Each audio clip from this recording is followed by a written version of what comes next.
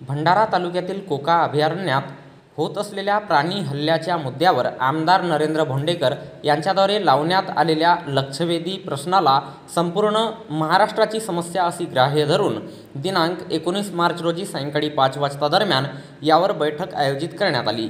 विधानभवन मुंबई येथे आयोजित बैठकीत वनमंत्री गणेश नाईक यांनी कोका अभयारण्य येथे चेन फेन्सिंग करिता 20 कोटी रुपयांचा निधी मंजूर केला। सोबतच वन्य प्राण्यांना पकडण्याकरिता वन विभागास जिल्हा नियोजनमधून निधी देण्याचे निर्देश दिले।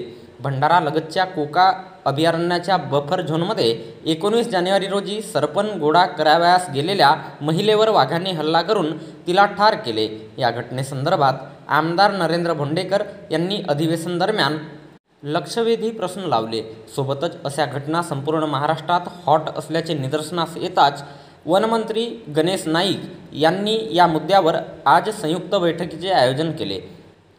बैठकीदरम्यान आमदार नरेंद्र भोंडेकर यांनी भंडारा जिल्ह्यातील कोका अभयारण्यासह रावणवाडी येथील वन्यजीव हल्ले होत असल्याचे पटवून दिले, ज्यावर वनमंत्री गणेश नाईक यांनी संपूर्ण महाराष्ट्रातील अभयारण्यात चेन फेन्सिंग करिता 200 कोटींची तरतूद करण्याचे आदेश दिले, ज्यात 20 कोटीचा निधी कोका अभयारण्याकरिता मंजूर केले। सोबतच रावणवाडी वनक्षेत्रात लागत असलेल्या चेन फेन्सिंगचे प्रस्ताव सादर करण्याचे निर्देश दिले।